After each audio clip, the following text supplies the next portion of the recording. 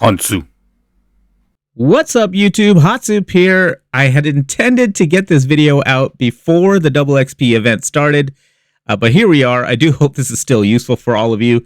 If you don't know, New World is light on the content in June, meaning none. So their events team is holding a double XP extravaganza all month. Initially, it was called a double XP weekend, but now they're holding it during the work week from Mondays to Thursdays, all of June. It's a weird decision. Not putting this on days where the most people are playing seems counterintuitive to me.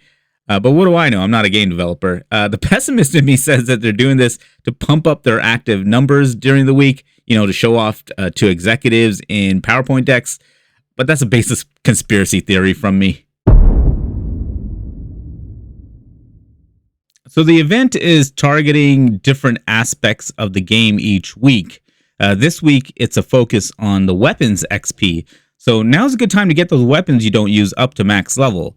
Now, there's some well-known farming spots for weapon XP. I'll quickly cover them here. Dead Man's Cove is probably the most well-known one. It's an elite zone in the western end of Monarch's Bluff.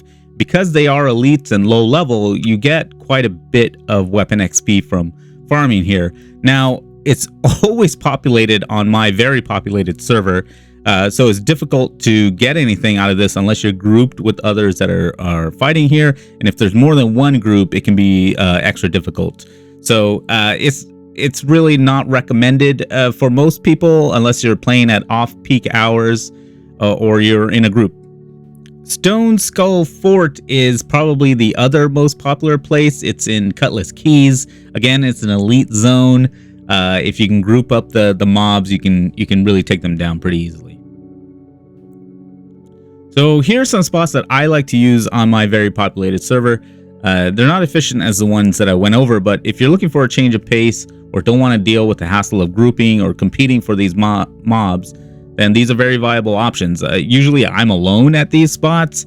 I do see sometimes the odd person come through, but really it's just a matter of being patient as things respawn and having something on your other screen, maybe watching while you're grinding away. So first on this list are my favorite spots, the Varangian Knight locations. The Varangian Knights respawn pretty quick and they bunch up very nicely.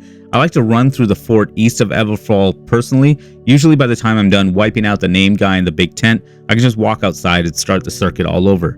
The new fort they introduced in the latest patch, located in Brightwood, also has a number of Varangian enemies and a name boss you can fight, but I found the respawn time not to be as good as the Everfall fort for whatever reason. Still, you can make a non-stop circuit moving around here. Finally, the new Varangian Cave in the south is good in a pinch. There are two name bosses surrounded by a bunch of trash that spawn here, and they will net you over 100 weapon XP for each named boss. And with the trash, you're probably getting like 400 for each run here. You will have downtime though, unless you go outside the cave to kill some of the animals that are outside to make a circuit. So yeah, those are my favorite, and those are usually what I do these days. Some other options that I used, way back in the day that are still viable. This wolf cave in western Great Cleave is good to round up and burn down the wolves in this cave. You can also farm them for the hides. It's not as fast as the other options though, but I like to do this if I need the hides as well. Then there's this spot in Eden Grove, right in front of the Motherwell portal. If you did the main story, you can group up all the Angry Earth stuff here and get a good amount of XP. You will need to venture further out if you don't want any downtime though. Also, you can throw on some blight resistance stuff. They're pretty much useless in any other scenario to really just face tank everything.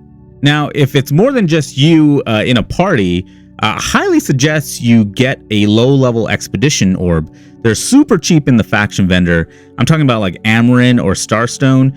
And just use your crappy weapons to run through the dungeon. You can, with your armor, especially if you're at level 60, you can tank everything. You really won't take much damage. If you have a healer with you, even better, but it's really not necessary. You'll get a ton of XP running through the expeditions. And if you mix in a good weapon to go through it faster, it will split the XP, but you still get a good amount at the end of the day. So it might be worth it. So that's the informative part of the video. I just want to take a moment to rant though, okay? Bear with me. I really think AGS is fumbling this whole event. It should have started with a double quest XP to draw players back and get to 60 so they can enjoy the arenas or maybe the new mutation dungeon. This was their approach when the arenas first came out, so I don't know why they wouldn't just do it again. Then start giving the weapons XP out. Then I think they have harvesting, crafting, and refining planned as well. That would have been the most logical order, in my opinion. Doing it this way with the weapon XP first is not a great draw for players on a break. I really don't know what their game plan is here. Also, I have to say it again, making this a thing for the middle of a work week is bananas. There's so many people complaining they can't maximize their advantage with this. They come home, they play maybe a couple hours, and they don't want to waste all that time on grinding weapon XP. It's boring. They could have at least made it until Friday. Just a weird thing I had to call out. I hate being so critical of people that are professionals and doing something I could only dream of doing, but without any explanation from the company, that just seems like a badly thought out and planned event. Short video, I know. I hope it helps. If you found this useful, please hit that like button. And if you want to see more New World stuff from me, please consider hitting that subscribe. Thanks, everyone, and I'll see you in Eternum.